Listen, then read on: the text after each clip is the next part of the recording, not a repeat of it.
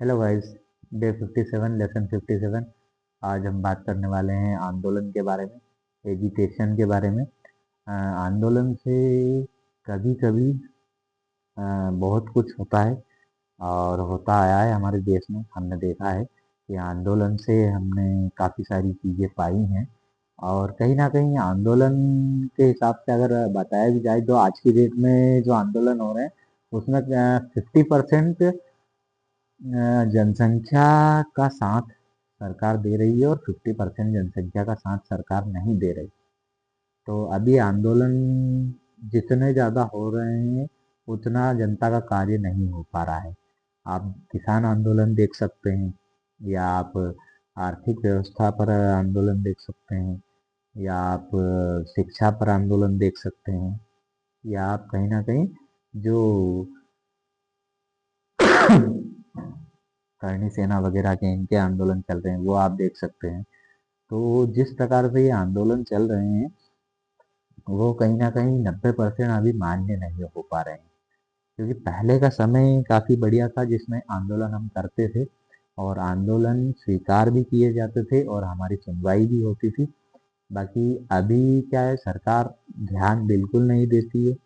और एक चीज़ अच्छी हुई है भारत में कि थोड़ा बहुत चाहे आंदोलन मानो या उसको सोशल मीडिया की ताकत मानो या कुछ भी मानो, कि अरावली पर्वत श्रृंखला जो है वो हमारी बच गई।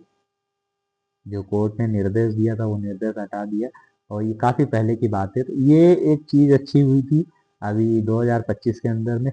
इसके बाद कहीं ना कहीं अभी 2026 में सरकार काफ़ी सारे बदलाव करने वाली है।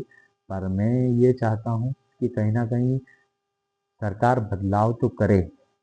बाकी आंदोलन अगर स्वीकार नहीं कर सकती तो सरकार बदलाव ऐसा करे कि ये जो पागलपंती हैं और जो लोग दिन भर परेशान होते रहते हैं या राजनीति राजनीति बातें करते रहते हैं, समय व्यस्त करते रहते हैं, ना पैसा कमा पाते हैं ना आगे बढ़ पाता है इंसान, उसकी जगह पे इंडिया में राष्ट्रपति शासन अगर लागू कर दिया जाए तो बहुत बढ़िया बात होगी।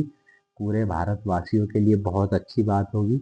और इससे महत्वपूर्ण बात कुछ हो नहीं सकती मेरे हिसाब से कि राष्ट्रपति शासन अगर लागू हो गया तो हम झूम उठेंगे, मतलब खुशी से। क्योंकि उसमें क्या है, उसमें एक ही शासन कार्य करेगा और बढ़िया अच्छे तरीके से कार्य करेगा। जैसे आप अमेरिका में देख सकते हैं, आप रूस में देख सकते हैं, आप चीन में देख सकते हैं। जो बड़े बड़े देश हैं इनमें राष्ट्रपति शासन चलते हैं तो कहीं ना कहीं इनकी अर्थव्यवस्था भी बहुत अच्छी है और वो अच्छे प्रकार से एक तरीके से चल पाते हैं। और जनता वहाँ की फालतू समय व्यस्त नहीं करती है सरकार बनाने में या बिगाड़ने में। और हमारे यहाँ क्या चलता है, जैसे अभी राहुल गांधी जी, उनका भी एक पोस्ट आया आपने देखा होगा। उसमें वो जो हमारा नया लॉ निकला है, जी राम जी, जो मैं डेली नाम बोलता हूँ।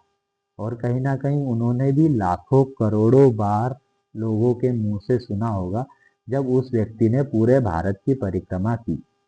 एक बात मेरे को बता, उस व्यक्ति ने पूरे भारत की परिक्रमा की, ठीक है, इतनी बड़ी बड़ी दाढ़ी आ गई उसको, 45 साल, लगभग 40-45 साल का बुढ़ा हो गया है। ठीक है, मैं साफ बोलता हूँ, क्लियर बोलता हूँ, 45 साल का बुढ़ा हो गया है और उसने क्या बोलता है, मुझे तो उस लोग का नाम भी नहीं पता। राम भगवान का नाम बोलने में कतरा रहा है, उस व्यक्ति को आप वोट कैसे दे दोगे? और वो पूरे भारत की परिक्रमा उसने की तो वो पूरे भारत के किसानों से भी मिला होगा। किसानों से मिलने पर किसानों ने भी उसे राम राम ही बोला होगा और इसने भी जवाब में राम राम ही बोला होगा। उसके अलावा किसान कुछ बोलता नहीं है, तो इसने नाम नहीं सुना। मतलब किस प्रकार की आप राजनीति खेलोगे? तो मेरा अनुरोध ये है, मोदी जी से अनुरोध है और जो भी अमित शाह जी से अनुरोध है, जो भी सुन सकते हैं, कि कहीं ना कहीं एक राष्ट्रपति शासन लागू होना चाहिए। और मेरे हिसाब से तो सत्ता कांग्रेस को तो जीवन भर नहीं आनी चाहिए। पूरी कांग्रेस खत्म हो जाए, मर जाए, तब तक भी कांग्रेस के हाथ में सत्ता नहीं आनी चाहिए, नहीं तो देश बर्बाद है, ये देश को ख़त्म कर देंगे। जिस हिसाब से ये बात करते हैं, या जिस हिसाब से इन्होंने अभी बोला है कि वो लो का नाम क्या है, वो लो मुझे नहीं पता जी, राम जी बोल रहे हैं उसको, राम जी को। तो ये बहुत गलत बात है और मुझे बहुत खेद है इस बात का, और बहुत धक्का लगा उस बात का। अगर मेरे सामने होता वो व्यक्ति, तो मैं वहीं पे उसको कहीं ना कहीं ख़त्म कर सकता था। इतनी मैं क्षमता रखता हूँ, और गुस्सा भी आया, खून भी खौला। बट समय है, टाइम आने दो, टाइम आएगा और हर एक व्यक्ति खत्म होगा जो राम की निंदा करेगा। ठीक है, क्योंकि राम का नहीं, वो हमारे किसी काम का नहीं, हिंदुत्व के काम का नहीं, हिंदू के काम का नहीं। क्योंकि जो हिंदू है वही हिंदुस्तान में रहने लायक, जो हिंदू नहीं है वो हिंदुस्तान में रहने लायक नहीं। क्लियर बात है, साफ बात है। ठीक है, और आंदोलन की बात हम कर रहे थे, मैं बात लेके आगे पहुंच जाता हूँ। हम आंदोलन पे थे और हम कहाँ से कहाँ पहुंच गए।